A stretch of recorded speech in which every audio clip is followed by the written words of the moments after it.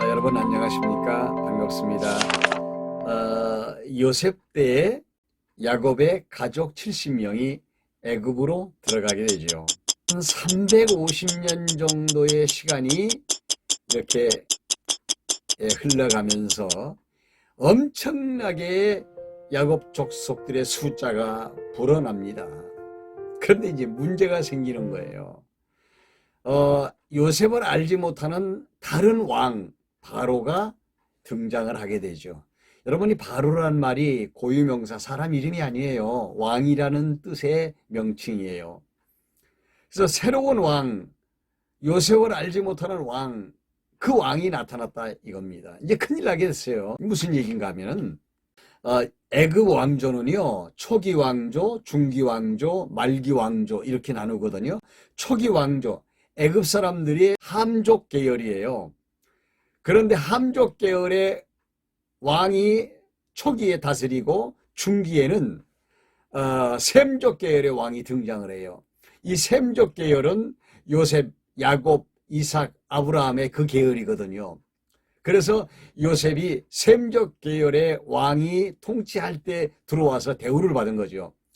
그런데 이제 정권이 바뀌면서 함족 계열의 왕이 등장하게 됐다. 그런 얘기입니다. 요셉을 알지 못하는 이 왕이, 즉 함족 계열의 이 왕이 야곱 족속의 인구가 늘어나는 것을 억제하기 위해서 인구 억제 정책을 씁니다. 이게 뭐냐면요, 남자아이를 낳으면 죽여버려라 이겁니다. 그리고 여자아이만 살려두라는 거죠. 그래서 산파를 두 사람을 이제 대표로 세워가지고 고센 전 지역에 돌아다니면서 그걸 살피라는 겁니다. 남자아이는 무조건 죽이고 여자아이만 살려줘라. 그러면서 구체적으로 이야기합니다. 남자아이가 태어나면 그 아이를 나일강에 갖다 집어 던져버려라. 그래서 죽여라. 이렇게 명령을 내립니다. 지금 야곱 족속들은요 큰일 났습니다. 지금 남자아이, 사내아이가 태어나면 다 죽게 생겼으니까요. 그런데 그때 레위 지파에 속하는 한 남자가 결혼을 하게 돼요. 그래서 가정을 이루게 되는데 그 아내가 임신하게 됩니다. 배가 점점 불러오는 거죠. 이제 만삭이 됐어요. 아기를 낳아야 되잖아요. 그러니까 사내아이를 낳으면 나일강에다 버려야 되고, 여자아이 태어나면 뭐 살 수 있지만은 엄청 걱정입니다. 여자아이가 태어났으면 좋겠다. 여자아이가 태어났으면 좋겠다. 하고 이야기를 하지만은 아기를 딱 낳고 보니까 남자아이가 태어났어요. 잘생겼어요. 이뻐요. 너무 귀여워요. 근데 그 아이를 어떻게 나일강에다 갖다 버리겠습니까, 여러분? 생각해 보세요. 그래서 한 달을 키웠어요. 엄마, 아기 울음소리가 밖으로 들려요. 누구냐면 이 아이의 누나예요. 그 이름이 미리암인데, 그러면서 이 미리암이 아예 밖에서 살아요. 왜? 산파들이 지나가는가, 또 애굽의 군대들이 지나가는가, 그거 살피려고 아예 밖에서 아예 자리 피고 살아요. 그러면서 엄마, 애기 울음소리가 점점 커지니까 새어나가지 않도록 우리가 다 합시다. 그래가지고 막 이불 뭐 해가지고 전부 다 방 안을 전부 다 막고, 애기 울음소리가 밖으로 새어나가지 않도록 합니다. 그런데 애기가 점점 커가면서 3개월이 되는데 아이 울음소리가 얼마나 우렁찬지 몰라요. 와 하고 아이가 우는데 미리암이 와서 엄마, 애기 울음소리가 너무 우렁차요. 어쩌면 좋아요. 만약의 경우에 이 아이를 키우다가 우리 가족 다 죽을 수도 있어요. 어떻게 하면 좋아요?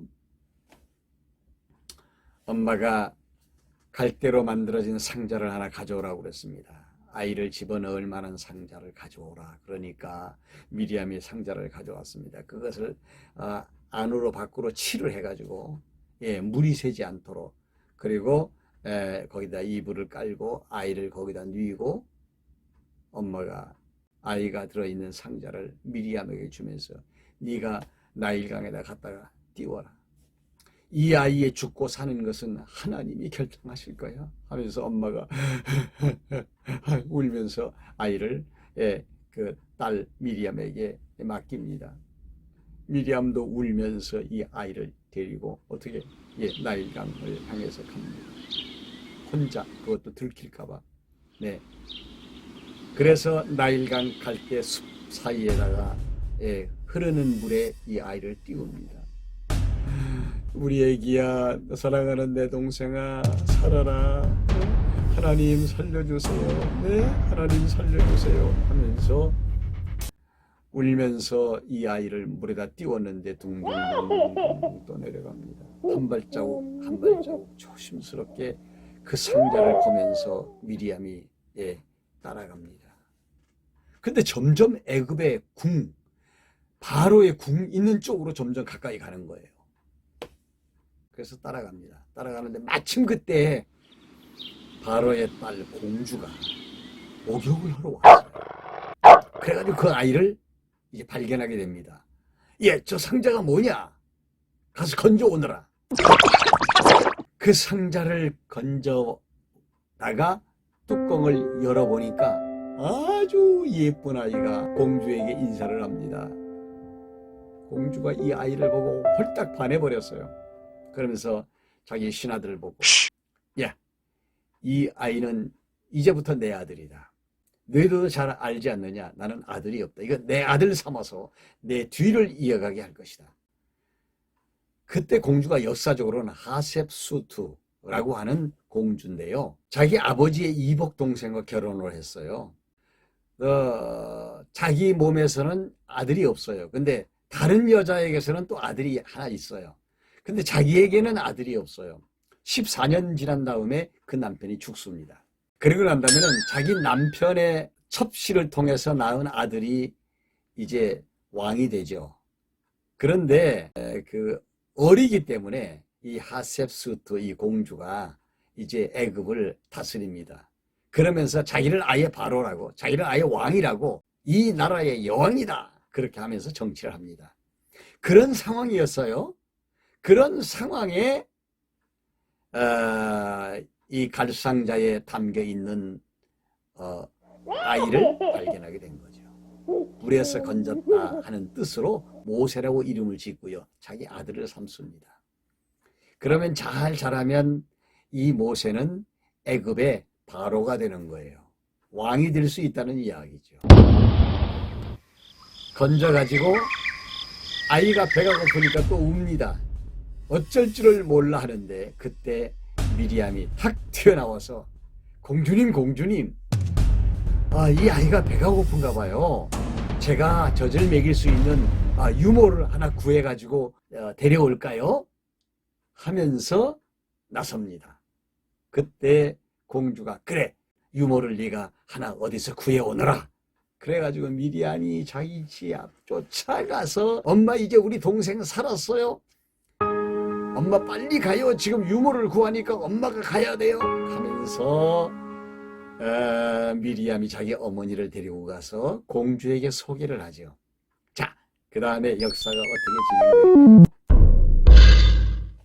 여러분, 이 성경에 나타난 역사는요, 사실적인 겁니다. 너무너무 사실적인 역사의 내용을 기록하고 있어요. 그러면서 하나님께서 이스라엘의 역사를 진행해 가실 때 세상 역사와 이렇게 맞물려서 진행이 되어지도록 섭리를 하셨어요. 성경에 기록된 하나님의 말씀, 역사에 대한 기록을 볼 때는 세상 역사와도 이렇게 좀 짝을 맞춰서 보는 것이 너무 좋습니다. 왜 그런가 하면 전부 다 짝이 맞춰서 이렇게 흘러가고 있기 때문이에요. 사실은 하나님이 이스라엘의 역사를 경영하실 때 세상 역사를 배경으로 하고 경영을 하셨거든요. 아브라함을 갈대아 우르에서 불러내시고 그의 아들 이삭에게 언약을 계승시키고 또 이삭의 아들 야곱에게 언약을 계승시키면서 세월이 약 300년 정도 흐른 거예요. 그러면서 야곱 족속들이 번창하게 되는 거죠. 네. 그러니까 너무 번창하니까 애굽의 바로가 인구 억제 정책을 쓰면서 남자 아이들을 죽이게 만든 겁니다. 다시 셈족 계열의 힉소스의 남은 잔당들과 힘을 합해서 다시 반란을 일으킨다면 이건 큰 문제거든요. 그런데 이제 두 가지예요. 하나는 뭐냐, 인구가 더 이상 불안하지 말으면 좋겠다, 그거고요. 그 다음에 나가는 것도 걱정합니다. 왜 걱정을 하는가 하면요, 야곱 족속은요, 직업이요, 목축업이거든요. 양과 소를, 짐승을 키우면서 살아가는 사람들이거든요. 그런데 그 요셉을 알지 못하는 새 왕, 함족 계열의 왕이 나타나가지고요, 이스라엘 백성들을 괴롭힙니다. 어떻게? 목축을 하는 사람들에게 건축을 시켜요. 그래서 람셋을 건축하게 만들어요. 벽돌을 굽게 하고. 또 한 가지는 목축을 전업으로 하고 있는 이 사람들에게 농사일을 시켜요. 그래서 야곱 족속들이 농사일을 하고 건축일을 하는 일에 내몰리게 되는 거죠. 이게 얼마나 힘들겠어요. 자기들이 본업들이 아닌데. 거기에다가 인구를 억제하는 억제 정책까지 써가지고 남자아이들을 다 모조리 잡아 죽여라 하는 이러한 일들을 이스라엘 백성들이 겪고 있는데 얼마나 고통스럽겠습니까? 네, 그러나 역사의 수레바퀴는 누가 돌리신다? 하나님이 돌려가신다. 여러분과 저의 작은 인생의 수레바퀴도 누가 돌리십니까? 하나님이 돌려가신다. 이렇게 생각하시면 정확합니다. 오늘 또 역사를 주관하시고 경영하시면서 우리 인생도 경영하시는 우리 하나님 앞에서 우리 믿음을 가지고 남은 시간도 여러분들 보람있게 승리하는 하루가 되시기를 바랍니다. 제가 유튜브로 시작한 지 이제 몇 달 안 됐습니다만 벌써 70명이 넘어갑니다. 그동안에 저와 유튜브를 위해서 기도해 주신 우리 에덴교회 성도님들과 그리고 옛 동지들인 일심교회 우리 교우님들 대단히 감사합니다. 앞으로 좋은 말씀 함께 나눌 수 있도록 우리 모두 다 건강 유의하시고 코로나 정부 빨리 지나갈 수 있도록 우리 함께 기도하십시다. 대단히 감사합니다.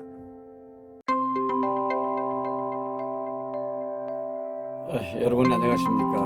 네, 반갑습니다. 출애굽기 바로 알기 제2부 시작하도록 하겠습니다. 모세가 공주의 아들로 어렸을 때 친어머니의 젖을 먹고 그리고 자랍니다. 그러면서 이 어머니 오게벳이 자기 아들 모세를 얼마나 끔찍하게 사랑했겠습니까? 젖을 먹으면서도 늘 기도하고 또 그 아이의 그 영혼 속에 히브리인의 정신을 아마 집어넣었을 것입니다. 그래서 성장하는 과정에 충분히 모세는 자기가 야곱 족속이라는 사실, 히브리인이라는 사실에 대해서 알고 있었을 것이 뻔합니다. 모세가 40세가 되었을 때이죠. 그때 그 애굽 사람이 자기 동족을 아주 모질게 학대하는 것을 보았습니다. 그래서 그만 그 애굽의 관리를 때려 죽입니다. 그리고는 모래사장에 안매장을 해버리고 맙니다. 그 다음 날 또 노역을 하고 있는 일터로 나갔습니다. 이번에는 또 야곱 족속들, 저희들 동포들끼리 또 싸움이 벌어집니다. 왜 같은 동족끼리 서로 싸우고 있느냐 하니까 그 사람이 하는 말이, 어저께는 애굽 사람 때려 죽여서 안매장하더니 오늘은 나를 또 죽이려고 하느냐? 모세가 깜짝 놀랍니다. 이거 어저께 내가 살인죄를 지었는데 이게 들통이 났구나. 이게 증인이 생겼구나. 그러면서 이제 도망칠 준비를 합니다. 벌써 이 소식이 바로에게 들어가서 바로가 모세를 체포하라는 체포령이 떨어집니다. 모세는 거기서 튀어나와서 이제 광야로 도망을 치기 시작합니다. 하루 이틀 3일 계속 도망을 칩니다. 그래서 우물이 있는 곳까지 왔습니다. 와서 보니까 남자 목동들과 여자 목동들이 서로 물을 가지고 다투고 있습니다. 그래서 가까이 가서 여자들이 먼저 물을 길러가게 하고 그 후에 당신들이 물을 사용하시면 어떻습니까? 하고 중재를 해가지고 여자 목동들이 그 물을 먼저 사용을 하고 떠나게 합니다. 그 중에 하나가 이제 아버지한테 가서 이야기를 합니다. 제가 그 우물가에서 이런 일을 만났는데 우리로 하여금 이렇게 물을 이용하도록 먼저 선처해 주신 분이 계십니다. 아주 좋은 분을 만났습니다. 그래서 우리가 오늘 이렇게 빨리 왔습니다. 아, 그래? 그럼 그분을 모시고 오너라. 왜 그분을 그냥 그렇게 놔두고 왔느냐? 그래서 딸들이 와가지고 모세를 자기 집으로 데리고 갑니다. 이드로를 만나서 모세는 그 집에서 양떼를 키워주면서 머슴처럼 일을 하죠. 그러면서 그 집 딸과 결혼을 합니다. 그 집 딸이 십보라죠. 십보라와 결혼을 해서 게르솜이라고 하는 아들을 낳기까지 합니다. 세월이 흐릅니다. 그러면서 모세가 80이 되었을 때 여전히 모세는 이드로의 양무리를 치면서 생활을 하고 있는데 한날 이상한 광경을 보게 됩니다. 떨기나무에 불이 붙었는데 나무는 타지 않고 불만 계속 타오르고 있습니다. 너무 신기해서 가까이 가서 보려고 하는데 음성이 들립니다. 모세야, 모세야, 네가 서 있는 그 땅은 거룩한 땅이니까 네 발에서 신을 벗어라. 나는 네 조상의 하나님이니 아브라함의 하나님이요 이삭의 하나님이요 야곱의 하나님이라. 내가 너를 바로에게 보내서 내 백성 이스라엘 민족을 거기서 끌어내게 할 것이다. 이게 또 무슨 말씀입니까? 그러니까 모세가 깜짝 놀라서 하나님, 내가 누굽니까? 나 거기서 무서워서 도망친 사람 아닙니까? 내가 반드시 너와 함께 해서 그 백성들을 이끌어내게 할 것이다. 그래서 지금 너가 서 있는 이 산에서 내 백성들이 나를 섬기게 될 것이다. 자존자이신 하나님이 너를 보냈다고 이야기를 해라. 하나님이 또 이렇게 말씀하십니다. 나는 아브라함의 하나님이요 이삭의 하나님이요 야곱의 하나님이라. 여호와는 나의 영원한 표혼이라. 이름이라 그런 말이죠. 그 하나님이 우리의 조상에게 약속한 대로 이 땅에서 이끌어내서 우리 조상들의 뼈가 묻힌 저 가나안 땅에 들어가게 할 것이다. 여호와께서 내게 그렇게 말씀하셨다. 그래서 그들의 지도자들인 장로들을 모아서 이야기를 하고 그리고 장로들과 함께 바로 왕에게 찾아가서 도전해라. 3일길쯤 가서 하나님 앞에 제사를 지내야 할 것이니 내 백성들을 내보내라 하고 말하라고 이야기합니다.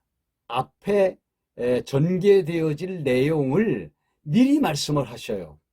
그리고 미리 말씀을 듣고 난 다음에 일이 전개되기 때문에 하나님께서 지도자들과 백성들이 믿을 수 있도록 하나님이 섭리하시는 내용이 나타납니다. 이적을 통해서 애굽 왕 바로를 쳐서 고통스럽게 한 다음에 백성들이 나오게 될 것이라고 말씀하시고 있습니다. 그러면서 마지막에는 재물을 모아가지고 나올 것이라고 하는 아브라함에게 언약한 그 언약이 성취되도록 하나님께서 말씀하십니다. 하나님께서 애굽 사람들에게 은혜를 입힐 것이고 그들은 그 은혜를 통해서 이스라엘 백성들을 후히 대접해서 보낼 것이라는 거죠. 그때 이스라엘 백성들이 은도 구하고 금도 구하고 의복도 구해서 구하기만 하면 하나님의 애굽 사람들에게 은혜를 입혔기 때문에 그들이 다 준다는 것입니다. 그래서 너희 자녀들을 예쁘게 단장시켜서 출애굽하라 이렇게 말씀하시고 있습니다. 4장으로 넘어가 보면 모세가 또 하나님께 이렇게 이야기합니다. 하나님, 내가 그렇게 이야기해도 백성들이 믿지 않으면 어떻게 합니까? 우리 조상의 하나님이 네게 나타났다는 증거가 뭐냐? 하고 물을 것입니다. 그때 하나님께서 모세에게 너 가진 것이 뭐냐? 손에 지팡이입니다. 그거 던져봐라. 던졌더니 뱀이 됩니다. 모세가 깜짝 놀라서 피합니다. 그때 하나님께서 모세에게 뱀의 꼬리를 잡았더니 도로 지팡이가 되었습니다.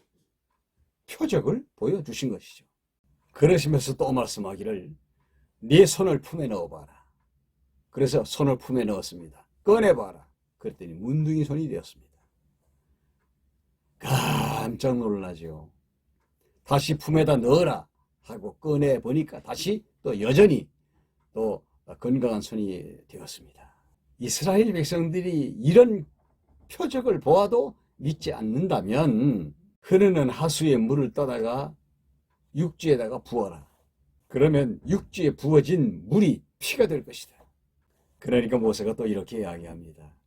하나님, 그렇게 이적을 보여준다고 해도 나는 그들에게 말을 할 수가 없습니다. 저는 말이 어눌하지 않습니까? 나는 어떻게 말해야 될지를 모르는 사람입니다. 하나님, 누가 입을 지었느냐? 나 여호와가 아니더냐? 이제 가라. 내가 너 입과 함께 있을 것이다.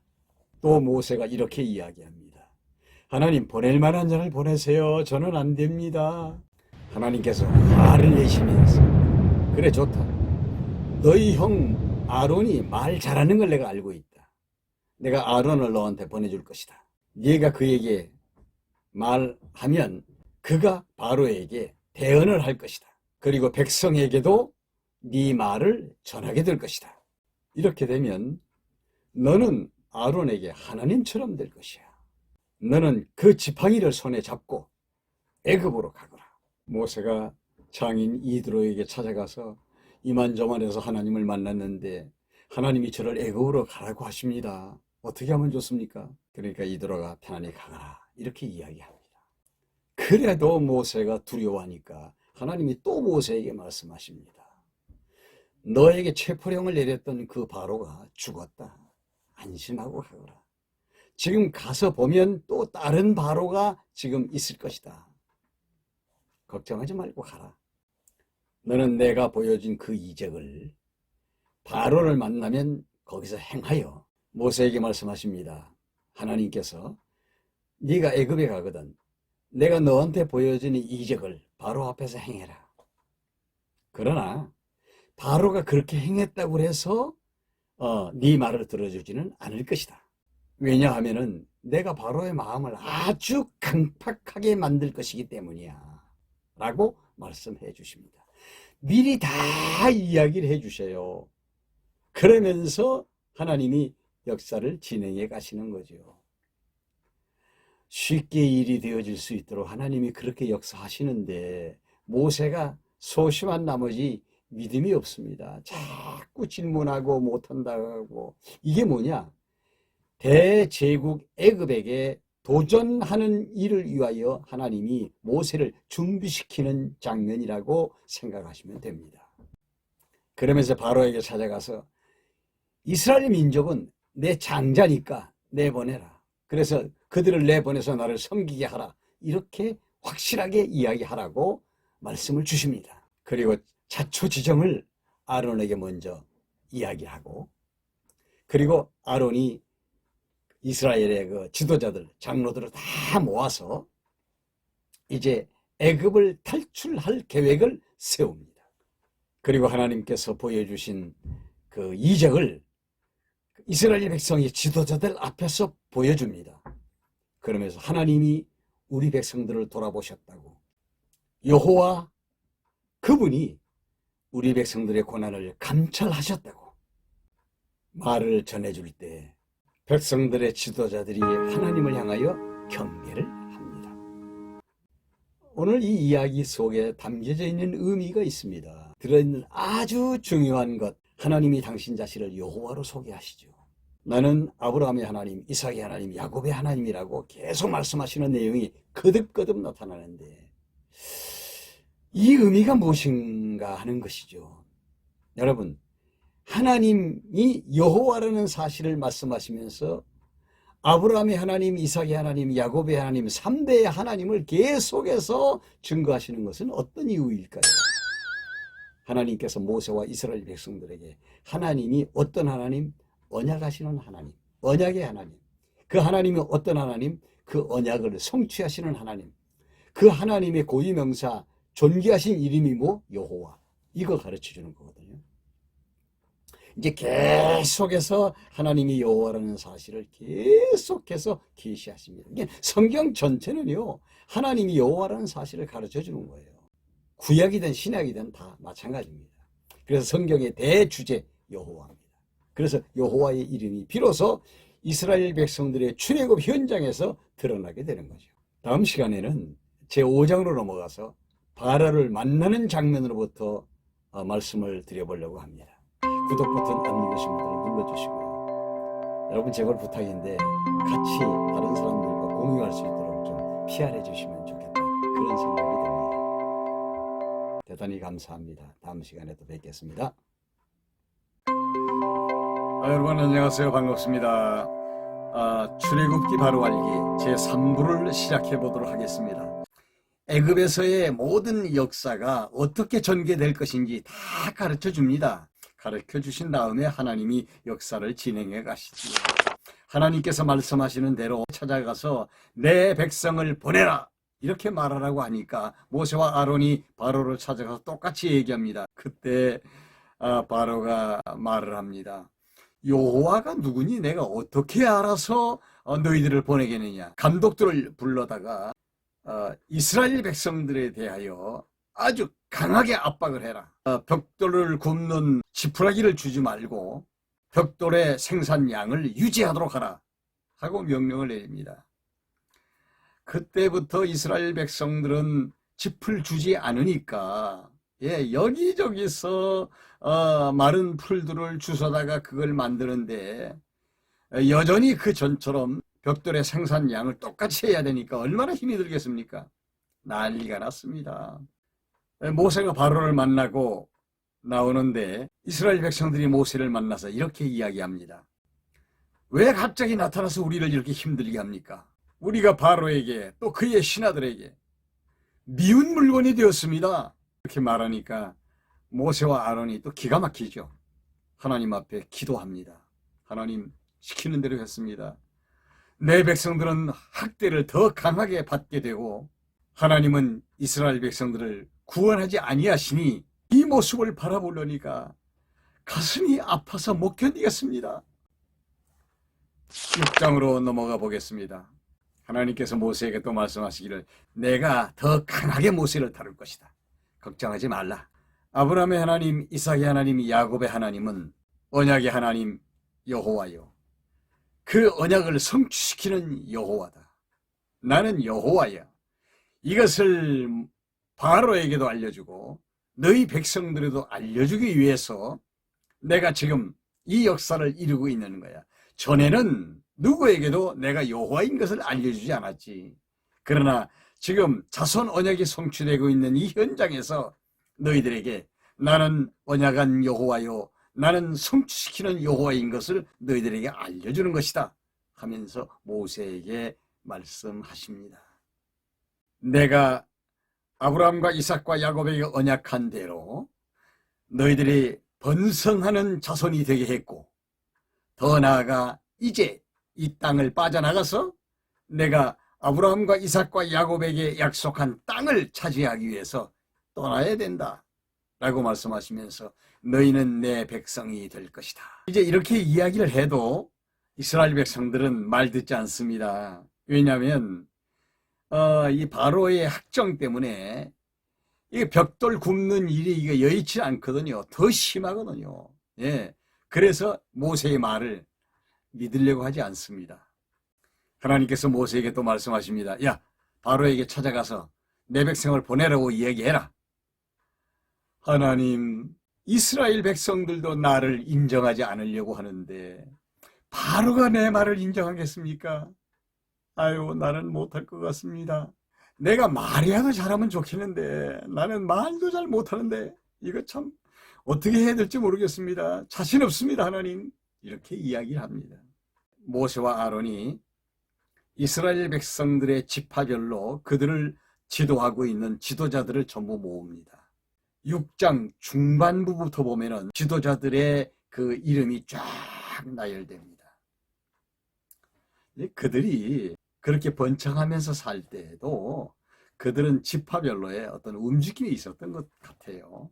자, 이제 7장으로 넘어가 보도록 하겠습니다. 하나님께서도 모세에게 말씀합니다. 야, 모세 걱정하지 마라. 너는 말이야, 내가 이렇게 만들어 줄 거야. 바로 앞에서는 하나님처럼. 그리고 너희 형 아론은 바로 너처럼 대언자가 되어서 일하게 만들어 줄 거야. 그러니까 걱정하지 마라. 너는 내가 시키는 대로 하기만 하면 된다. 그러면서 모세를 따뜻거리십니다.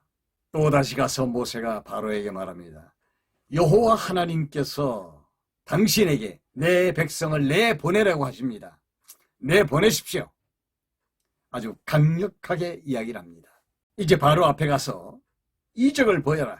모세가 그대로 합니다. 지팡이를 던졌더니 뱀이 됩니다. 그런데 이 성경을 자세히 보면은 그 당시 바로는요, 굉장히 그 요술이나 마술이나 이런 데 굉장히 심취해 있던 것 같아요. 왜냐하면은 바로의 주변에 이 요술쟁이들이, 마술쟁이들이 굉장히 많이 있었어요. 그러니까 바로가 당장에 나의 마술사들을 불러오라. 그래서 마술사들을 전부 불러옵니다. 그래서 그들이 똑같이 모세가 지팡이를 던졌을 때 뱀이 된 것처럼 그들 또 지팡이를 던지니까 뱀이 됩니다. 좀 희한한 현상은 모세의 뱀이 마술사들의 뱀을 잡아먹어버리고 맙니다. 그렇다고 바로의 마음이 누그러지지 않습니다. 왜냐하면 계속해서 하나님이 그의 마음을 강팍하게 만드시기 때문이죠. 10가지 재앙이 시작됩니다. 첫째 재앙이 일어납니다. 피재앙입니다. 하나님께서 모세에게 내일 아침에 바로가 하숫가로 나올 거니까 가서 바로를 만나거라. 그래서 모세는 바로를 만나기 위해서 아침에 하숫가로 나갑니다. 바로가 나와 있습니다. 이거 다 하나님이 섭리하시는 겁니다.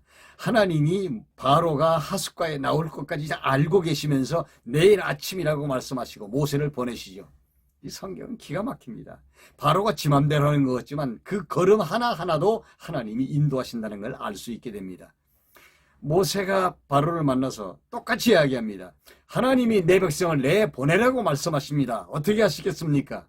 나한테도 너희들이 행하는 이 기적, 이런 거 마술, 너희들보다 더 잘하는 내 부하들이 있어. 그들을 데리고 오너라. 같이 데리고 와서 마술 시합을 하는 것처럼 이제 바로가 아주 기대를 하고 봅니다. 하나님께서 그때 모세에게 말씀하시기를 네 지팡이 아론에게 주어서 아론으로 하여금 저 하수를 지팡이로 치도록 해라. 그러면 피가 될 것이다. 모세가 아론에게 지팡이를 주면서 지팡이로 치라고 말합니다. 치니까 금방 호수물이 벌겋게 물들어가기를 시작합니다. 그때 바로의 마술사들로 와서 한쪽에서 또 물을 치니까 그쪽의 물도 또 벌겋게 물들어가기를 시작을 합니다. 그 봐라, 너만 할 수 있느냐? 우리의 마술사들도 그 정도는 마술을 할 수가 있다 하면서 바로가 끄떡을 않습니다. 고통스러운 것은 바로뿐만 아니라 백성들입니다. 7일 동안 백성들이 물을 못 마십니다. 여러분, 하루 이틀만 물을 못 마셔도 사람이 죽을 지경인데 일주일 동안에 물을 못 마시니까 백성들은 삽이나 괭이를 들고 나가서 물을 얻기 위해서 땅을 파재끼기를 시작합니다. 고통스러운 일이죠. 8장으로 넘어가 보도록 하겠습니다. 3가지 재앙이 나타납니다. 하나는 개구리 재앙, 하나는 이재앙, 하나는 파리 재앙. 이거 참 더러운 것들이죠. 그래서 이 개구리 재앙, 하수에서 막 개구리들이 막 그냥 올라오는데 막 정신없습니다. 그런데 또 신기한 것은 바로의 그 술객들, 즉 마술사들도 개구리를 올라오게 만듭니다. 이것도 하나님이 하고 계시는 일이죠. 아니, 개구리가 있는데 개구리를 더 올라오게 하면 어떻게 되겠습니까? 개구리가 막 천재입니다. 밥상에도 뛰어 올라오고 바로의 침상에도 개구리가 뛰어 올라오고, 그래도 바로는 말을 듣지 않습니다. 이때 바로가 모세와 아론을 불러서 데리고 나가라, 데리고 나가라. 이건 냄새 때문에 견딜 수가 없다. 데리고 나가라. 모세가 바로에게 이렇게 말합니다. 왕이시여, 우리 하나님 여호와는 살아계신 분이심을 당신에게 알려주시려는 겁니다. 내 백성을 빨리 보내주십시오. 그래, 알았다. 이 개구리 재앙이 빨리 끝나도록 해라. 모세가 여호와께 기도하니까 개구리들이 다 사라지고 맙니다. 숨통이 열리니까 바로의 마음이 또 강팍해지기를 시작하죠. 이건 누가 합니까? 하나님이 하시는 거예요. 어떻게? 작정하신 대로 하시는 겁니다. 다음 날입니다. 모세와 아론이 또 바로를 찾아갑니다. 하나님께서 아론에게 모세의 지팡이를 가지고 와서 티끌을 쳐라. 티끌을 치니까 그 티끌이 쫙 퍼지면서 그것이 사람의 몸이나 짐승의 몸에 붙으면 그 이가 되는 거예요. 그래서 막 사람들이 막 몸에 이가 생겨서 막 극적극적 하면서 막 그냥 난리를 칩니다. 여러분 혹시 이가 뭔지 모르시는 분들 계실 거예요. 요즘 현대인들은 저희들은 이가 있는 이를 몸에다 담고 다니는 시대를 살았거든요. 이가 몸에 있으면요 밤새도록 긁습니다. 왜? 그놈이 사람의 피를 빨아먹으니까. 죽일 수 있는 약도 없고, 그래서 사람들은 DDT를 막 뿌리기도 하고 겨울에 추울 때 옷을 벗어서 바깥에 내놓기도 하는데, 꽁꽁 얼지만 다시 그 옷을 털어서 주워 입으면 그 속에서 이가 또 다시 살아나서 움직입니다. 힘들고 괴로운 세상이었죠. 오죽하면 이가 있겠습니까? 근데 그 이를 경험한 사람들이 누구냐? 애굽 사람들입니다. 또 모세에게 말씀하십니다. 모세야, 내일 아침에 또 바로가 하숫가에 산책을 할 것이다. 너 찾아가서 이렇게 이야기하라.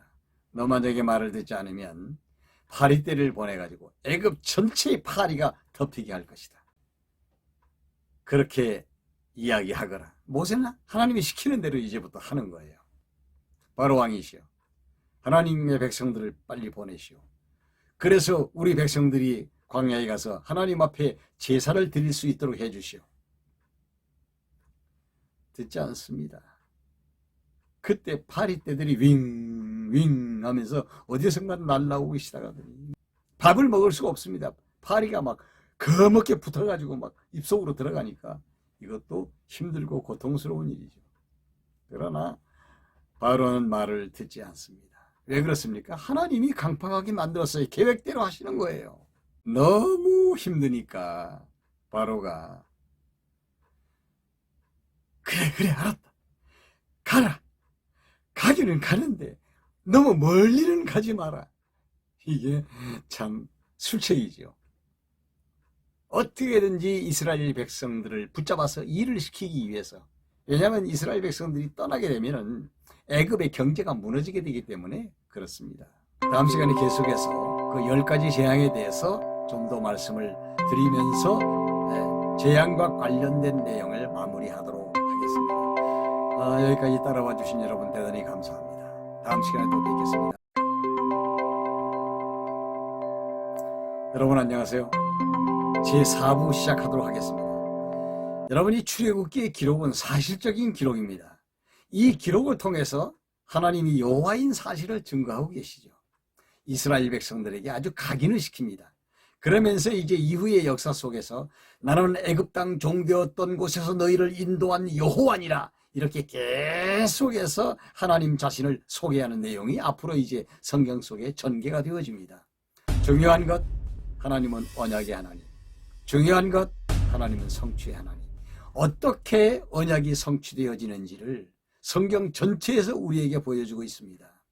구약은 언약이요 신약은 성취라. 큰 틀에서 보면 그렇습니다.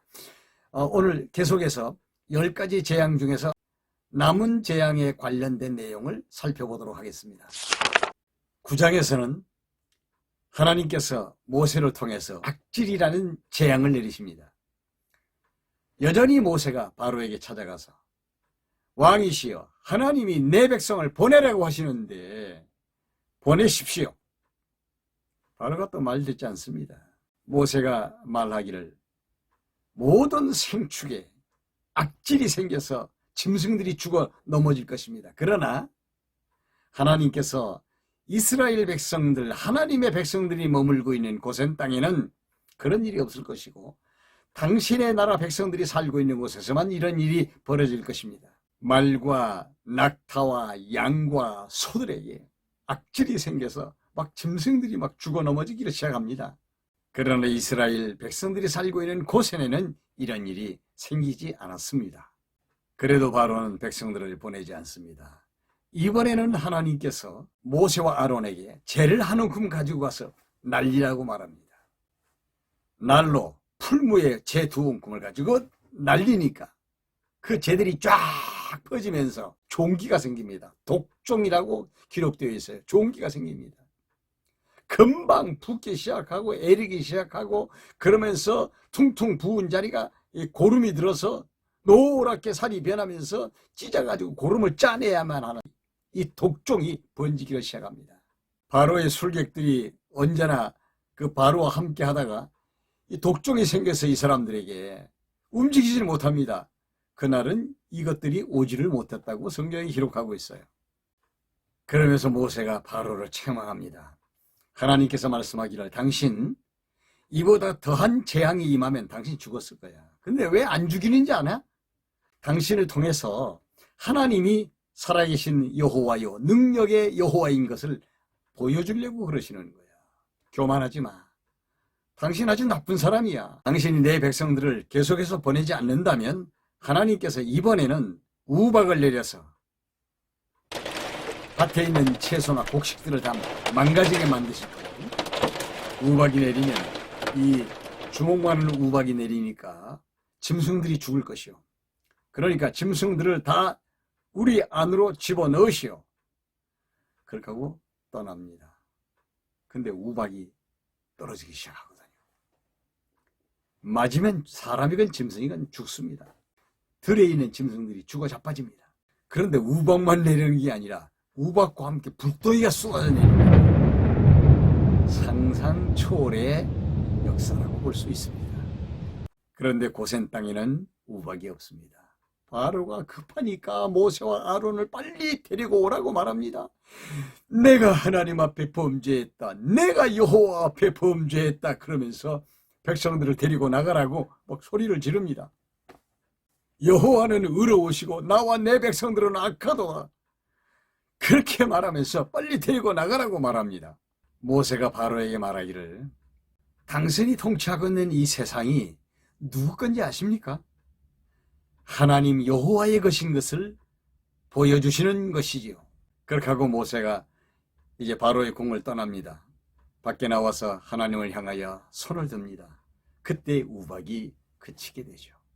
10장으로 넘어가 보도록 하겠습니다. 하나님께서 모세에게 이 재앙의 비밀에 대해서 말씀하십니다. 모세야, 내가 왜 바로의 마음을 이렇게 강팍하게 만드는 줄 아느냐? 내가 바로의 마음을 이렇게 악하고 아주 완악하게 만드는 이유가 있다. 그리고 그들에게 재앙을 퍼붓는 이유는 나는 능력의 하나님으로 너희들에게 여호와인 사실을 알려주기 위해서다. 내 백성을 보내라고 말해라. 모세는 하나님이 시키는 대로 합니다. 왕이시여, 이제 메뚜기 떼들이 나타나면 우박으로 망가지고 남은 것들을 메뚜기 떼가 와서 모조리 다 쓸어 먹어버리고 말 것입니다. 갑자기 여기저기서 메뚜기 떼들이 막 일어나기를 시작하고 난 날아오는데 막 난리가 났습니다.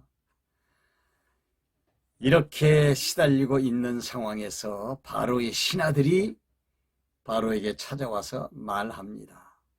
왕이시여, 언제까지나 이 이스라엘 백성들이 우리의 함정이 되겠습니까? 내보냅시다. 라고 말합니다. 신하들의 이 절규에 바로는 어쩔 수 없어서 모세와 아론을 불러서 데리고 가라. 데리고 가라. 그러면서 조건이 있다. 짐승들은 데리고 가도 좋다. 너희들의 어린 아이들은 놔두고 가라. 이렇게 이야기합니다. 바로가 조금씩 꺾이기를 시작합니다. 하나님께서 서풍을 불게 해서 메뚜기 떼들이 그 서풍에 밀려가지고 홍해 바다 속에 쫙 들어가서 물 위에 메뚜기 떼로 강하게 깔리게 됩니다. 그래도 바로의 마음은 강팍해지고 말을 듣지 않습니다. 그래서 그 다음에 하나님이 보내신 재앙이 흑암 재앙입니다. 활동을 전혀 할 수가 없습니다. 이 흑암은 우리가 보통 밤에 이렇게 돌아다닐 수 있는 그런 흑암이 아니라 완전히 어두워서 이렇게 마주하고 있어도 사람 얼굴을 볼 수 없을 만큼의 어두움입니다. 그러니까 바로가 이때 이렇게 이야기합니다. 좋다 좋다, 빨리 나가라, 빨리 나가라. 그러나 어린아이들은 데리고 가도 좋은데 짐승들은 데리고 가지 마라. 이렇게 이야기를 합니다. 아주 그 바로가 꾀가 아주 간교합니다. 모세에게 이렇게 말합니다. 꼴보기 싫다. 응? 빨리 꺼져라. 다시는 얼굴 보고 싶지 않다. 모세가 바로에게 나도 당신 얼굴 보고 싶지 않소이다. 이렇게 이야기하고 궁을 떠납니다. 11장으로 넘어가 보도록 하겠습니다. 마지막 재앙입니다. 장자가 죽는 재앙이죠. 하나님께서 모세에게 말씀하십니다. 이 재앙으로 말미암아 너희들이 애굽을 떠나게 될 것이다. 이제 너희 백성들은 애굽 사람들에게 물건을 구해서 그들이 주는 것을 받아가지고 나가라. 금도 은도 의복도 너희들이 원하는 보물도 달라고 하면 그들에게서 다 얻을 수가 있을 것이다. 내가 애굽 사람들로 하여금 너희들이 은혜를 입도록 하겠다. 내가 그렇게 만들 거야. 그러니까 너희는 그냥 달라고 해. 필요한 것이면 달라고 해. 달라고 해서 그냥 다 가지고 가. 이거 얼마나 놀라운 일입니까? 이것도 역시 하나님이 하시는 일입니다.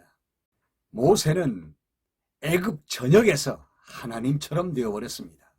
엄청나게 크게 보이는 거죠. 모세는 말하기를 바로시여 당신의 나라 백성들의 곳곳에서 각 집안에서 곡성이 일어날 것입니다. 왜냐? 짐승도 첫 새끼는 죽을 것이고 사람도 장자는 다 죽게 될 것입니다. 그날 밤에 하나님께서 이 장자의 재앙을 내리시면서 이스라엘 백성들에게 아주 중요한 절기 하나를 정하시면서 가르쳐 주십니다. 그것이 뭐냐? 유월절입니다. 12장부터 다음 시간에 또 배워보도록 하겠습니다. 자, 여기서 중요한 것이 있습니다. 하나님이 여호와라는 사실을 끊임없이 가르쳐 주신다는 겁니다. 즉 여호와의 뜻이 뭐? 하나님은 언약하시는 분이시고 하나님은 성취하시는 분이시다. 그것을 가르쳐 주시는 것인데 역시 아브라함과 이삭과 야곱에게 언약하신 대로 자손 성취가 이루어진 사실에 대해서 가르쳐 주시는 것이고 또한 그들을 애굽에서 빼내서 하나님이 또 약속하신 땅 가나안 땅을 그들에게 주게 하시려고 그들을 이끌어 가시는 과정이 앞으로 펼쳐질 것이다. 여기에서 하나님은 여호와시다. 성호가 여호와다라고 하는 것을 가르쳐 주시는 내용입니다. 여기까지 하겠습니다. 다음 시간에 또 뵙도록 합니다. 감사합니다. 출애굽기 바로 알기 제5부 시작해 보도록 하겠습니다. 오늘은 12장과 13장의 내용을 중심으로 해서 6월절에 대해서 말씀을 드려보도록 하죠. 장자를 죽이는 이 끔찍한 재앙의 현장에서 이스라엘 백성들은 그날 밤에 첫 번째 6월절을 지키는데 이렇게 지키라고 하나님이 또 말씀해 주십니다. 8가지 정도로 정리할 수가 있습니다. 첫째는 1년 된 순양을 잡아라 이렇게 말씀하시고요. 두 번째는 그 순양의 피를 받아서 바깥 문설주에 바르라고 말씀하셨습니다. 세 번째는요, 누룩 없는 떡을 먹으라고 명령하십니다. 왜냐하면 출애굽 사건이 너무 급하게 일어난 사건이기 때문에 떡을 만들 때, 빵을 만들 때 발효시킬 시간이 없다고 하는 사실, 또 누룩 없는 떡을 먹으라는 말씀의 의미는 순수성을 상징적으로 가르쳐주는 말씀이라고 볼 수 있습니다.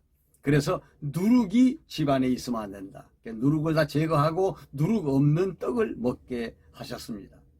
네 번째는요, 고기는 반드시 구워 먹어라. 삶아 먹지 말고 구워 먹으라고 말씀하시고 있고요. 만약의 경우에 고기가 남았을 때는 아침까지 두지 말고 그걸 불태워 사르라고 말씀하시고 있고요. 그리고 뼈를 꺾으면 안 된다고 말씀하시고 있습니다. 그리고 양고기를 먹을 때 허리에 띠를 띠고 지팡이를 손에 잡고 신을 신고 급하게 먹으라고 말씀하시고 있습니다. 7번째는 이 예식을 너희가 가나안 땅에 들어가서도 여전히 이 예식을 갖도록 하라고 부탁하시는 말씀을 볼 수 있습니다. 마지막 8번째는 이 예식을 행할 때, 말하자면 6월절 절기를 지켜나갈 때 너희 자녀들이 왜 이런 것을 합니까? 하고 물으면 6월절의 유래에 대해서 자녀들에게 잘 가르쳐 전수하라고 명령해 주시고 있습니다. 이스라엘 백성들은 그 밤에 첫 번 6월절 절기를 지킵니다. 새벽에 가까울 때 바로가 모세를 불러서 빨리 데리고 나가라고 소리를 지릅니다. 그러면서 자기가 지금 죽게 생겼으니까 자기를 위해서 복을 빌어달라고 부탁을 하면서 빨리 데리고 나가라고 이렇게 항복을 하고 맙니다. 그러면서 온 백성들이 나와서 이스라엘 백성들에게 빨리 나가달라고 이야기하면서 무엇이 필요한 것이 있으면 우리가 다 주겠다고 이야기를 합니다. 그러면서 이스라엘 백성들은 그들에게 금과 은과 보물과 폐물을 달라고 요구합니다. 애굽 전역에 지금 이제 초상이 났는데 무엇인들 아깝겠습니까? 그래서 하나님은 애굽 사람들을 통해서 이스라엘 백성들에게 은혜를 입힌다고 하신 말씀대로 지금 성취가 되고 있는 것이죠. 그래서 이스라엘 백성들은 갖가지 금은 폐물들을 이제 소유하고 애굽을 떠나게 되죠. 장정들만 약 60만 명이 되고요. 그 다음에 자녀들과 여인들과 이렇게 다 합치면은 뭐 말할 수 없이 많겠죠. 네. 약 200만 명에서 300만 명의 이스라엘 백성들이 애굽을 떠나게 된다고 볼 수 있습니다. 제가 빠뜨렸는데 중요한 것 한 가지. 이 6월절 행사를 지키는 사람들은 반드시 할례를 받은 사람들이어야 한다는 거죠. 왜 그런가 하면 이 6월절 이 행사가 사실은 언약의 깊은 뜻이 숨겨져 있기 때문에 그렇습니다. 13장에 가서 보면 이스라엘 백성들은 이제 애굽을 떠나서 이제 광야로 들어가게 됩니다. 참 신기한 것은 하나님께서 이 광야 이렇게 해변길로 쫙 가게 되면 보름이면 충분히 갈 수 있는 그 길을 돌려서 홍해길로 인도합니다. 그래서 홍해바다 앞에 직면하게 되죠. 그런 가운데 하나님은 불기둥과 구름기둥으로 그 백성들을 호위하십니다. 14장에 넘어가서 보면 이 바로가 야 그들이 이제는 막혔다 갇혔다 그러니까 빨리 쫓아가서 그들을 붙잡아야 된다. 내가 왜 이렇게 어리석은 짓을 했는지 모르겠다. 지금 뭐 벽돌 공장도 돌아가지 않고 농사일도 지금 완전히 놓아버렸으면 이거 어떻게 하면 좋겠느냐. 응? 다시 붙잡아다가 일을 시켜야 되겠다. 그러면서 철병거 600승과 마병과 자기 군대들을 거느리고 뒤에서 지금 바로가 추격전을 벌이고 있습니다. 그때 이스라엘 백성들이 모세를 원망하면서 아니 애굽에는 장지가 없어서 우리를 바다에다가 장례를 시키려고 하느냐 모세를 원망하기 시작합니다. 그때 모세가 말하기를 하나님이 어떻게 하시는지 가만히 하나님이 하시는 역사를 보기만 해라 하고 백성들을 달래지만 백성들은 말을 듣지 않습니다. 뒤에 애굽의 군대들이 철병거를 몰고 몰려올 때 광야에 모래먼지가 일어나는 광경을 이스라엘 백성들이 보고 있을 때입니다. 그들은 조바심 속에서 모세를 계속 원망합니다. 그때 구름 기둥이 내려오면서 그들을 어둡게 만들어버렸고 해가 떨어지자 이스라엘 백성들의 진영에는 불기둥이 내려와서 환하게 비추어주고 있습니다. 하나님께서 모세에게 모세야 네 손에 든 지팡이를 바다를 향하여 가리키라. 그때 동풍이 불기 시작합니다. 밤새도록 강한 동풍이 바닷물을 밀어내기를 시작했습니다. 거의 새벽녘에 바닷물이 쫙 갈라지면서 맨 땅이 드러나고 양쪽에 바다 물벽이 생기면서 백성들은 바다에 내놓으신 길, 그 길로 걸어서 건너편 쪽으로 자리를 옮기게 되죠. 이스라엘 백성들이 거의 건너갈 무렵에 이스라엘 백성들과 애굽 사람들 사이에 구름 기둥이 거치면서 그들이 들여닥치기를 시작합니다. 바다에서 몰살을 하고 말죠. 출애굽기 15장에 보면 이스라엘 백성들의 승리의 찬양의 서곡이 나타납니다. 모세의 누이 미리암이 애굽 군대의 멸망을 보고 다른 여인들과 함께 소고를 치면서 하나님을 찬양하는 내용도 15장에 나타나고 있죠. 광야길이 이제부터 시작이 됩니다. 홍해를 건넌 다음에 3일 길을 걷습니다. 그들이 수르 광야로 들어갔는데 마실 물이 없습니다. 마라라는 곳에 이르렀는데 물이 써서 독이 있어서 먹을 수가 없습니다. 백성들이 원망하기 시작할 때 여호와 하나님께서 모세에게 한 나뭇가지를 말씀하시면서 그걸 물에다 집어 던지라고 말씀하십니다. 그 물이 단물로 변했습니다. 그러시면서 하나님께서 이스라엘 백성들에게 나는 너희를 치료하는 하나님이다. 내가 너희들에게 애굽 사람에게 내렸던 질병을 하나도 너희들에게 내리지 않을 것이다 라고 약속을 해 주십니다. 그들은 엘림에 도착했습니다. 12개의 샘물이 있고 70그루의 종려나무가 서 있는 오아시스를 만나게 됩니다. 이스라엘 백성들이 가지고 출발했던 음식이 다 떨어졌습니다. 그러니까 또 원망하기를 시작합니다. 모세와 아론을 원망하면서 우리가 고깃가마 옆에서 빵과 떡을 먹었을 때가 좋았다 이렇게 말합니다. 그때 여호와의 손에 죽었으면 더 나았지 않겠느냐 이렇게 또 원망을 합니다. 하나님께서 이때 하늘로부터 만나를 내려주시죠. 만나를 거둘 때 매일 자기 식구의 목만 거두라. 그러니까 욕심 살아온 사람들을 많이 거두게 되죠. 그 이튿날 다 썩어버리고 맙니다. 그러면서 이제 금요일 날은 배로 걷어서 토요일 날 안식일까지 먹을 수 있도록 해라. 이렇게 말씀하시는데 또 그대로 하니까 썩지 않았습니다. 하나님의 백성들의 생존의 원리지요. 오늘은 여기까지 말씀드리고요. 6월절의 의미에 대해서 잠깐 말씀드리겠습니다. 여러분 구약은요 이렇게 보시면 됩니다. 신약의 모형이다. 그림자다. 이렇게 보시면 됩니다. 그러니까 구약에서 일어난 모든 것은 신약에서 성취가 되어지는 것들이죠.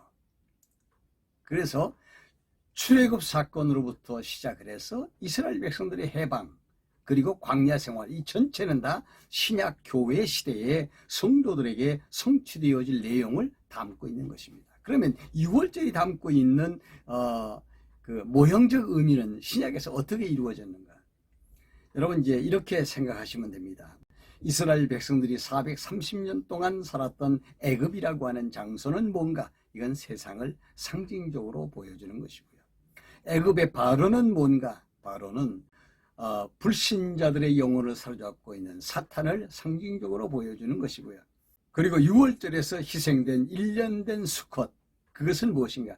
예수 그리스도를 보여주는 것이고 그 피를 바깥 문설주에 발라서 심판이 그냥 지나가게 하라, 심판을 면하게 하라. 이것은 뭔가? 예수 그리스도의 십자가의 구속을 통해서 심판을 면하는 것을 말씀해 주시고요. 그리고 쓴 나무를 먹으라는 건 뭔가? 잊기 전에 고통스럽고 고생했던 것을 늘 기억을 하고 하나님을 찬양하라는 말씀으로 주신 것이고요.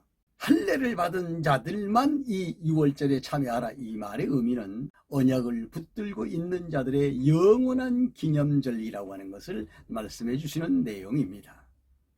그렇기 때문에 예수 그리스도가 이 땅에 오심으로 구약시대에 모형적으로 보여주었던 이스라엘의 해방과 승리의 역사는 예수 그리스도의 탄생과 함께 오늘 우리들의 삶 속에 나타난 것이죠. 예수님이 이 땅에 오셨을 때 세례 요한은 보라 세상 죄를 지고 가는 하나님의 어린 양이라 예수님을 제물 되실 어린 양으로 표현을 했고, 그리고 예수님은 또 6월절 전에 예루살렘에 올라가셔서 다락방에서 6월절 잔치를 하실 때 떡을 찢어서 주시면서 내 살이다. 그 다음에 포도주를 따라서 주시면서 이것은 너희를 위해서 흘리는 나의 피 곧 언약의 피라 이렇게 말씀을 하시죠. 그러시면서 6월절의 절기를 이제 지키신 것을 볼 수가 있습니다. 예수 그리스도가 이 땅에 오셔서 십자가에 못 박혀 죽으심으로 살을 찢고 피를 흘리심으로 구약의 모형적으로 보여줬던 예수 그리스도의 구속 사건은 예수님을 통해서 완성되어진 것이다. 이렇게 보시면 정확합니다. 6월절은 완전 성취되었습니다. 어떻게? 예수님의 십자가와 부활을 통해서 완전 성취된 것이죠. 오늘은 여기까지 말씀드리겠습니다. 다음 시간 제6부에서 뵙도록 하겠습니다. 아직 구독 안 하신 분들은 빨간색 구독 버튼을 눌러주시고요. 좋아요도 눌러주시면 대단히 감사하겠습니다. 다음 시간에 또 뵙도록 하겠습니다. 여러분 안녕하십니까? 반갑습니다. 오늘 계속해서 출애굽기 바로 알기 제6부 시작하도록 하겠습니다. 여러분들 잘 아시다시피 성경을 이해하는 데는 두 가지 요소가 반드시 필요합니다.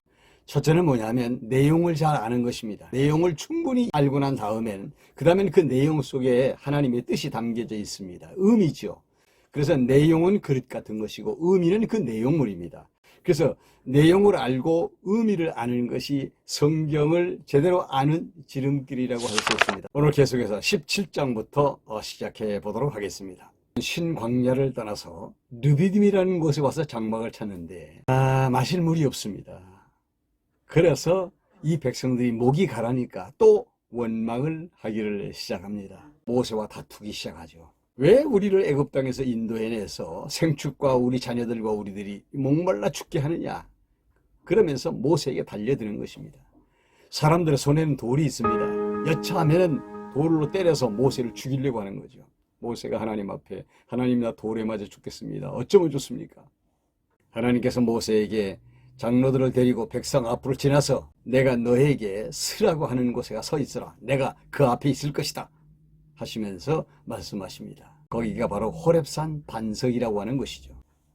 그리고 하나님께서 모세에게 손에 들고 있는 지팡이로 반석을 치라고 했습니다. 반석을 치니까 반석이 갈라지면서 그 속에서 물이 콜콜 쏟아져 나오기를 시작했습니다. 여러분 장정만 60만이고 자녀들까지 다 합치면 약 200만에서 약 300만에 해당하는 사람들이 물을 먹으려면 얼마나 그 반석에서 물이 많이 나와야 되겠습니까? 한번 이렇게 상상을 해보시면 그것도 재미있을 것 같아요. 모세는 여호수아를 불러서 총사령관으로 그를 임명하여 전쟁에 나가서 싸우게 하고 모세와 아론과 훌 이 세 사람은 이제 산 꼭대기에 올라가서 하나님 앞에 기도합니다. 자기 민족이 이기게 해달라고. 그런데 참 신기한 것은 모세가 손을 들고 기도하는데 모세의 손이 올라가면 이스라엘 백성들이 이기고 피곤해서 모세의 손이 내려오면 이스라엘 백성들이 집니다. 이걸 딱 보고 있던 아론과 훌이 모세의 손이 올라가면 이긴다. 그래서 모세의 손이 내려오지 않도록 이렇게 부추기면서 그 밑에다가 돌을 고여놓고 모세의 양손을 아론과 훌이 붙들고 있습니다. 전쟁에서 이겼습니다. 하나님께서 모세에게 이렇게 말씀하십니다. 너 아멜렉 앞으로 들어가지 말라. 이번 전쟁에 나가서 싸운 여호수아에게 말해라. 나 여호와가 아멜렉을 도말하여 천하에서 없애버릴 것이다. 모세가 여호와 앞에 단을 쌓고 그 단의 이름을 여호와 니시, 여호와의 깃발이다. 이런 의미로의 이름을 붙여줍니다. 18장에서는요. 모세의 장인 이드로가 모세의 부인 십보라와 그의 아들 둘을 데리고 모세를 찾아 방문하죠. 그때에 이드로가 모세를 통해서 그동안에 이 하나님이 이스라엘 백성들에게 어떻게 한 것과 홍해바다를 어떻게 건넌 것 쫙 이야기를 합니다. 이드로가 깜짝 놀라면서 히브리인의 하나님 여호와는 살아서 존재하시는 가장 위대하고 가장 큰 신이다 라고 말하면서 제물을 취해서 여호와 하나님 앞에 제단을 쌓습니다. 그리고 난 다음에 모세의 삶을 보니까 모세가 하루 종일 지쳐있어요. 왜 그런가 했더니 모세가 그 60만 대군에 얽혀져 있는 모든 사연들을 재판하는 일을 하고 있어요. 그래서 이드로가 가만히 보니까 이거 얼마 안 가서 피곤해 죽게 생겼습니다. 그래서 이드로가 모세에게 가서 이야기합니다. 왜 이렇게 하고 있느냐? 그러면 너 얼마 안 가서 지쳐서 일 못한다. 응? 그러면서 가르쳐 준 것이 뭐냐면 천부장 밑에 백부장, 백부장 밑에 50부장, 50부장 밑에 10부장 이렇게 해서 조직을 하라는 것입니다. 군대를. 그래서 그들에게 그 대표들에게 하나님의 말씀, 율례와 율법들을 가르쳐 가지고 그들로 하여금 밑에서부터 소소한 것들은 해결하게 하고 가장 큰 것은 천부장에게 더 큰 것은 모세에게 가지고 오도록 해서 문제를 해결하도록 하는 게 지혜로운 것이 아니냐고 가르쳐 줍니다. 모세는 여기서 조직적으로 운영을 하게 되죠. 지혜로운 것입니다. 그래서 이스라엘 백성들의 군대에는 천부장, 백부장, 50부장, 10부장이 있습니다. 이제 출애굽기 19장으로 넘어가 보도록 하겠습니다. 모세가 시내 광야에 도착을 했습니다. 그러니까 애굽에서 출발해 가지고 이 시내 광야까지 약 한 3개월 내지 한 4개월 그 정도 걸렸는데 그 시내 광야에서 모세가 이제 산에 올라갑니다. 그때 하나님께서 모세에게 민족에 대한 비전을 주십니다. 내가 언약을 통해서 네 백성을 제사장 나라가 되게 해주겠다고 약속을 하십니다. 모세가 장로들을 불러가지고 이 사실을 장로들에게 말하니까 장로들이 하나님이 행하라고 명령하시는 모든 것들을 우리가 다 행할 것입니다 라고 장로들이 고백을 합니다. 그러면서 하나님께서 모세에게 네 백성들을 3일 동안 정결하게 하라. 백성들이 옷을 빨고 뭐 난립니다. 몸을 깨끗하게 하느라고. 그러면서 모세가 떠날 때 산에 올라오지 말라고 아주 엄하게 이야기합니다. 만약에 산에 올라오면 너희들이 죽을 것이다 라고 이야기합니다. 3일째 되는 아침에 시내산 꼭대기에서 우레와 번개가 일어나고 빽빽한 구름이 산 위에 있습니다. 우렁찬 나팔 소리가 들리는데 백성들이 그 광경을 보고 부들부들 떱니다. 여기서 모세에게 하나님께서 산 꼭대기로 올라오라고 말씀하시죠. 그래서 모세가 산 꼭대기로 올라가서 하나님을 만나게 됩니다. 출애굽기 20장으로 넘어가 보도록 하겠습니다. 하나님께서 모세에게 10계명을 주십니다. 1계에서 4계까지는 규례요. 그리고 5계에서 10계까지는 율례라고 말씀드릴 수 있습니다. 그리고 난 다음에 21장부터 시작해서 율례에 대해서 말씀하시면서 재산 권리에 대해서 말씀하시고, 그리고 22장에서는 행위의 규범, 23장에서는 공의에 대해서 권고하시고, 안식년, 그리고 3대 절기, 유월절, 초실절, 장막절, 이 3대 절기 말씀해 주시고, 가나안 땅에 들어가서 이 정복을 했을 때의 규례에 대해서 말씀을 해 주십니다. 24장에 가면 언약을 체결하십니다. 누구와? 이스라엘 백성들과. 이스라엘 장로 70인을 데리고 산으로 올라오라고 말씀하십니다. 산에 올라갈 때 70인 장로들이 산 위에서 벌어지고 있는 그 여호와의 영광을 그들이 봅니다. 그래도 죽지 않습니다.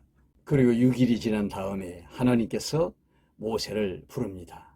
70인 장로들은 거기 놔두고 너는 저 산 꼭대기로 올라오라. 거기서 모세가 40주야를 머물면서 금식을 하고 기도하는 가운데 하나님은 모세에게 2개의 돌판에 새겨진 10계명을 모세에게 줍니다. 그 40일 동안 있으면서 하나님께로부터 많은 말씀을 듣습니다. 다시 말씀드리면 하나님을 섬기는 예법에 대해서 또 하나님께 제사와 관련된 모든 일에 있어서 하나님께로부터 많은 말씀을 듣습니다. 이것이 규례입니다. 성막에 관련된 내용, 성막의 목적, 그 다음에는 언약궤, 금초대, 지성소의 휘장 등등 해서 쭉 말씀을 주시는데 어디까지 연결되는가 하면 31장까지 연결이 됩니다. 31장 끝에 가보면 하나님께서 직접 새기신 10계명, 아까 그 출애굽기 20장에서 말씀하신 그 내용을 그대로 담아놓은 돌판을 모세에게 줍니다. 32장으로 넘어가 보겠습니다. 모세가 하산할 즈음에 하나님께서 모세에게 말씀합니다. 너희 백성 참 가관이다. 정말 이 목이 곧은 백성이로구나. 어쩌면 그럴 수가 있느냐 하나님께서 말씀하시면서 모세야, 네 백성이 지금 아주 방자한 행동을 하고 있다. 너희 백성이 아론을 중심으로 해서 금송아지를 만들었어. 그걸 나 여호와라고 말하면서 외치고 그 앞에서 먹고 마시고 취해 있어. 모세야, 내가 그들을 다 죽여버리고 내가 너를 통해서 내 나라를 만들면 어떻겠느냐. 모세가 깜짝 놀라서 하나님 앞에 기도하기를 시작합니다. 하나님, 그러면 안 됩니다. 그러면서 모세가 말하기를, 하나님, 아브라함과 이삭과 야곱에게, 우리 조상들에게 언약하신 말씀이 있지 않습니까? 네 자손을 번창시키겠다고 분명히 약속하시고 땅을 정복하게 하시겠다고 약속을 하셨는데 어찌하시렵니까? 언약은 어찌하시렵니까? 하고 기도합니다. 32장 14절에 하나님이 뜻을 돌이켰다고 말씀하시고 있어요. 무슨 내용이냐? 언약의 중요성을 말씀하시고 언약은 반드시 이루어진다는 사실을 말씀하시고 있는 내용이죠. 모세가 꼭 그렇게 기도했다기보다는 하나님이 그렇게 기도하게 해서 언약의 중요성에 대해서 말씀하시는 내용이라고 이해할 수가 있습니다. 모세가 내려와서 보니까 가관입니다. 금송아지를 만들어 놓고 거기서 춤을 추면서 취해서 놀아나고 있는 백성들을 보니까 기가 막힙니다. 그래서 화가 나니까 두 돌판을 갖다가 집어 던져버렸어요. 그리고 금송아지를 꽈서 그 물을 백성들에게 먹였습니다. 그리고 레위 자손을 통해서 금송아지 사건에 연루된 사람들을 찾아가지고 모조리 죽이는 겁니다.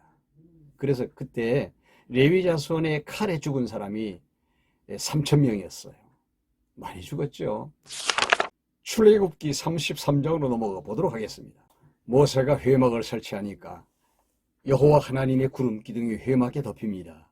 그래서 모세는 여호수아에게 회막을 지키도록 명령하고 모세는 그 회막에 들어가서 하나님과 교제를 시작합니다. 34장으로 넘어가 보겠습니다. 34장에서는 하나님께서 모세가 깨뜨려버린 그 돌판 다시 주시려고 모세에게 2개의 돌판을 깎아가지고 오라고 말씀하십니다. 그래서 모세가 2개의 돌판을 다시 만들어서 그걸 가지고 또 산에 올라가게 되죠. 또 거기서 40주야를 금식하면서 하나님과 또 이제 대화를 합니다. 모세가 가지고 간 2개의 돌판에 하나님이 다시 글을 새겨서 모세에게 주시죠. 모세가 그 돌판을 가지고 산에서 내려옵니다. 내려올 때 백성들이 모세의 얼굴을 보니까 막 광채가 나는데 이건 뭐 쳐다볼 수가 없습니다. 그때부터 모세가 백성들에게 말할 때는 수건을 벗지만 말씀이 끝나면 자기 얼굴을 수건으로 덮습니다. 35장에 넘어가 보면 모세가 또 이스라엘 백성들에게 하나님을 섬기는 규례에 대해서 말씀을 가르칩니다. 35장에서 예물 교훈을 비롯해서 36장에서 성막 안에 금촛대, 분향단, 번제단은 어떻게 만들고 물두멍은 어떻게 만들고 39장에 가보면 제사장의 옷을 만드는 것까지 자세하게 가르쳐 주십니다. 40장에 가보면 드디어 성막이 세워지고 낮에는 구름 기둥으로 밤에는 불 기둥으로 성막에 여호와의 영광이 나타나게 되죠. 그랬을 때 낮에는 구름 기둥이니까 구름 기둥이 거치고 움직이면 성막을 걷어서 짐 정리를 해가지고 이스라엘 백성들은 광야를 또 행진을 하게 됩니다. 출애굽기 마지막 장 40장 38절에 보면 낮에는 구름 기둥 밤에는 불 기둥으로 그 백성들과 함께 하신다는 사실을 늘 가르쳐 주신 것이죠. 자, 이제 이 출애굽기에 대한 의미를 간단히 말씀드려 보도록 하겠습니다. 이 출애굽기에서 가장 중요한 것이 있다면 아브라함과 이삭과 야곱에게 하나님이 언약하신 그 언약 중에서 자손 언약이 성취된 사실을 극적으로 보여주는 내용이 바로 출애굽기의 내용입니다. 물론 이제 자손 언약의 성취가 어떻게 이루어지느냐, 그 자손 언약의 성취가 창세기 37장 요셉의 스토리로부터 시작해서 민수기 30장까지, 다시 말씀드리면 민수기에서 이스라엘 백성들의 수를 세어요. 그 수를 세는 민수기 30장에서 자손 언약 성취에 대한 내용이 끝이 납니다. 여러분, 중요한 것은 그렇습니다. 아브라함에게 언약한 3대 언약 중에 그 첫 번째 언약인 자손 언약이 이제 이루어졌다고 하는 것. 하나님은 그래서 살아서 존재하시는 여호와가 맞다, 이걸 증거해 주는 내용이죠. 그럼 다음 시간에 계속해서 이제 레위기에 대해서 좀 더 공부해 보도록 하겠습니다. 여기까지 따라와 주신 여러분 대단히 감사합니다.